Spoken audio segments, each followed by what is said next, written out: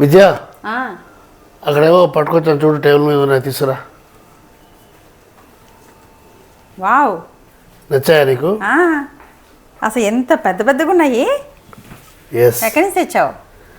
అమ్మా, ఎంత మామూలుగా దానికంటే 3 times ఉంది. ఎంత కాయలో! ఓహో, వీటిలో ఏమంటారు? ఫిక్స్ అంటారు. ఫిక్స్ తెలుగులో అత్తిపళ్ళు అంటారు. పళ్ళు. కానీ వీటి వెనకాల పెద్ద చరిత్ర ఉంది. సో ఈ ఫిక్స్ గురించి నీకు చెప్పే ముందు నీకు ఒక టెస్ట్. ఏంటి?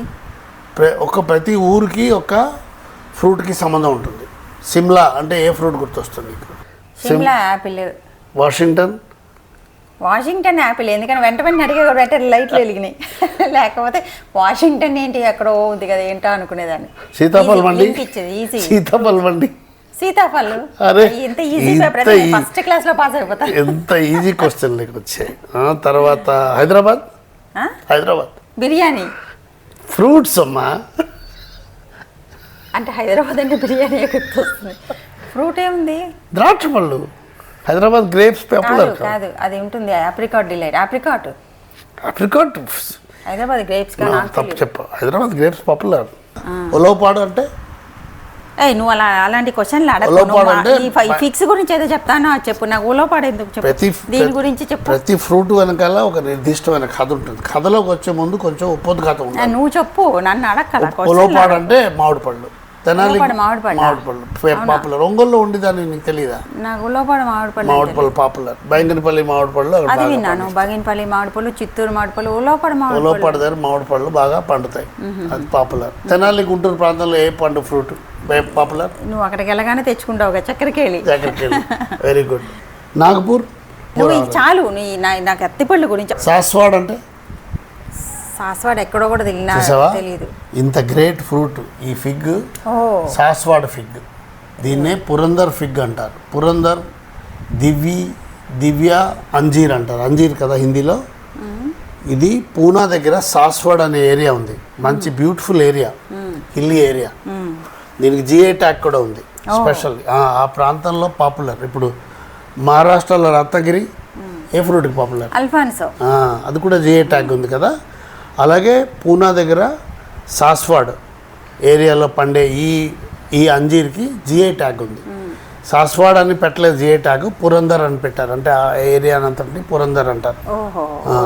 పూనా ఫిగ్ అని, కానీ పురందర్ ఫిగ్ అని అంటారు.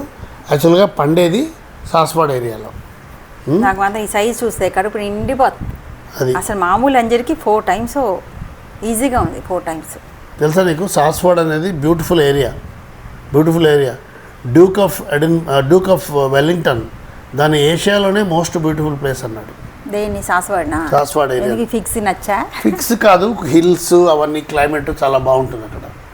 దాన్ని మహాబలేశ్వర్ వైపు ఏంటి? పూనా దగ్గర. సో అతను ఏషియాలోనే మోస్ట్ బ్యూటిఫుల్ ప్లేస్ అన్నాడు. అక్కడ పండుతాయి ఇవి. డ్యూక్ ఆఫ్ వెల్లింగ్టన్ అంటే తెలుసు కదా నీకు? డ్యూక్ ఆఫ్ వెల్లింగ్టన్ నెపోలియన్ ఓడించాడు. వాటర్లూలో నెపోలియన్ ఓడించాడు. టిప్పు సుల్తాన్ ఓడించాడు. అతను ఆంగ్లో మరాఠా వార్లో మహారాఠులను ఓడించాడు డ్యూక్ ఆఫ్ వెల్లింగ్టన్. వీళ్ళందరూ అంటే నువ్వేంటి ఆయన గురించి అలా గొప్పగా చెప్తున్నావు? యాక్చువల్గా వీళ్ళందరూ అంటే ఇండియన్స్ ఓడించాడు కదా, నువ్వెందుకు అలా గొప్పగా చెప్తున్నావు? అంటే అప్పుడు బ్రిటిష్ వాళ్ళు ఉండేవారు కాబట్టి అతను జనరల్ వీళ్ళందరినీ ఓడించాడు, ఈ రాజుల్ని. కానీ గొప్పతనం ఏంటంటే ఈ డ్యూక్ ఆఫ్ వెల్లింగ్టన్ టిప్పు సుల్తాన్ని, మరాఠల్ని అందరినీ ఓడించాక అతను ట్రాన్స్ఫర్ అయ్యి ఫ్రాన్స్ వెళ్ళి 1815లో నెపోలియన్ ఓడించాడు వాటర్లూలో. వాటర్లూ అంటారు కదా. నెపోలియన్ ఓడించాక అతను ఎవరో అడిగారంట, నువ్వు ఇన్ని పెద్ద పెద్ద యుద్ధాలు నెపోలియన్ ఓడించడం అంటే మామూలు కాదు కదా, పెద్దవాడు కదా, ఇన్ని యుద్ధాలు చేసావు కదా, ఏ యుద్ధం నీకు బాగా నచ్చింది అని అడిగాడంట.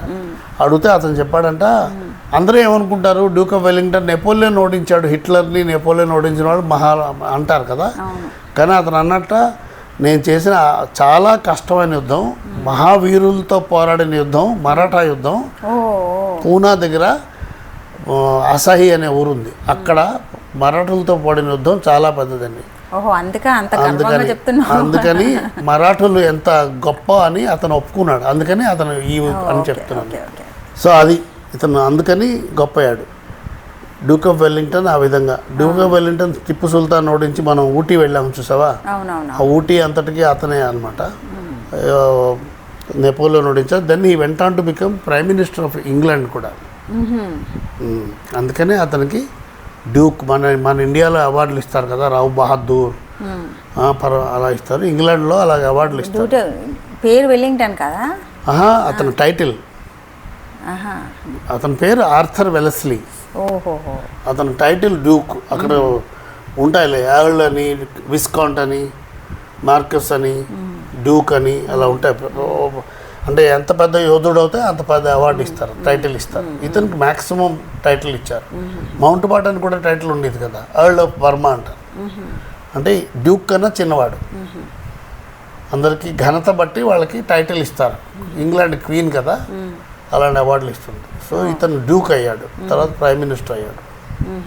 అది ఈ అత్తిపళ్ళు అంటే ఫిగ్ అంటాం కదా, మనం ఎప్పుడు డ్రై ఫిగ్స్ తింటాం కదా, ఇలాంటి ఫ్రెష్ ఫిగ్స్ ఎంత బ్యూటిఫుల్ ఫిగ్స్ చూడండి. This is popular. తర్వాత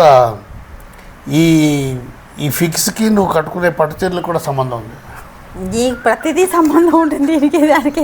అసలు నేనైతే ఇమాజిన్ కూడా చేసుకోలేకపోతున్నా. దీనికి పట్టు చీరకి దీనికి సంబంధం ఏంటి తెలుసా? ఈ ఫిగ్ పండే ఫ్రూట్ ఫ్యామిలీ చెట్టు పట్టు చీరలు తయారు చేసే మల్బరీ చెట్లకి ఒకే సంబంధం. రెండు ఒకే ఫ్యామిలీకి చెందినవి. వైకస్ ఫ్యామిలీ. ఏదో లింక్ తీసుకొస్తావు. లింక్ అంటే అంత పాపులర్ అన్నమాట ఈ ఫ్రూట్. సో అందుకని పూనా నుంచి నీకోసం ప్రత్యేకంగా తీసుకొచ్చాను. Enjoy the fruit. అంతా బాగుంది కానీ 1 కేజీ పళ్ళు ఇచ్చి ఇంత భారతం చెప్పావు. ఏముంది జుట్టు ఫ్రూట్ నచ్చింది చాలు. గ్రేట్. మజా వచ్చింది. అంతా బాగుంది కానీ 1 కేజీ ఫ్రూట్స్ ఇచ్చి టిప్పు సుల్తాన్ అంటావు, డ్యూక్ ఆఫ్ వెల్లింగ్టన్ అంటావు, మొత్తం హిస్టరీ కళ్ళ ముందు పెట్టేశావు. అంటే ఈ ఫ్రూట్కి అంత చరిత్ర ఉంది నిజంగా. నువ్వు బాబోయ్ అసలు ఏం పట్టుకొచ్చినా దానికి ఒక చరిత్ర అంటే ఇంత తీసావు. లోనావాలా వైపు వెళ్తే నీకు అక్కడ ఒక కొండ ఉంటుంది. కొండ ఇలా ముక్కులాగా ఉంటుంది, స్టోన్ ఇమాజినరీగా ముక్కులాగా ఉంటుంది, మనిషి ముక్కులాగా ఉంటుంది. దాన్ని డ్యూక్స్ నోస్ అంటారు. అంత పొడుగు ఉంటుందా? డ్యూక్ ఆఫ్ వెల్లింగ్టన్ ముక్కు పొడుగ్గా ఉండేది. మనం చూడలేదు, ఫోటో చూస్తే తెలుస్తుంది. సో దాన్ని డ్యూక్స్ నోస్ అని పెట్టారు. అక్కడ కూర్చుని వాటి వెళ్ళి ఆ డ్యూక్. ఓహో బాగుంది. అది ఇంగ్లీష్ వాడిని పొగడలేదు. ఇంగ్లీష్ వాడు మన దేశంలో వీరుల్ని పొగిడాడు కాబట్టి చెప్తున్నాను. నీకెవరో కామెంట్ పెట్టారు కదా అలాగా, ఎప్పుడు ఇంగ్లీష్ వాళ్ళని పొగుడతారు ఏంటి అని ఏదో అన్నట్టున్నారు. యుద్ధంలో అందరూ నీ దేశభక్తి గురించి తెలియదు వాళ్ళు అంటారు. అలాగేం లేదు. మహాభారత యుద్ధంలో అర్జునుడు కౌరవులను పొగుడతాడు, శ్రీకృష్ణుడు పొగుడతాడు. శ్రీకృష్ణుడు వెళ్ళి పేరండి భీష్ముడికి దండ పెడతాడు. సో వీరులే. మా అత్తిపండు ఈ హిస్టరీ నచ్చితే వీడియోని లైక్ చేసి హైప్ కూడా చేయండి. అసలు ఇంకొక ఇంపార్టెంట్ పాయింట్ అంటే ఇలా చిన్నగా మొబైల్లో కాకుండా టీవీ స్క్రీన్లో చూడండి, మంచి క్లారిటీతో మీకోసం చాలా స్పెషల్గా చేస్తున్నాం. సో హైప్ ఇవ్వడం మాత్రం మర్చిపోకండి. హైప్ ఇవ్వడంలో మాకు చాలా హెల్ప్ అవుతుంది. నేను ఇంకొంచెం హిస్టరీ చెప్పి అందరికీ మంచి నాలెడ్జ్ పంచుతారు. టీవీ స్క్రీన్లో చూస్తే అత్తిపళ్ళలా కనబడతాయి.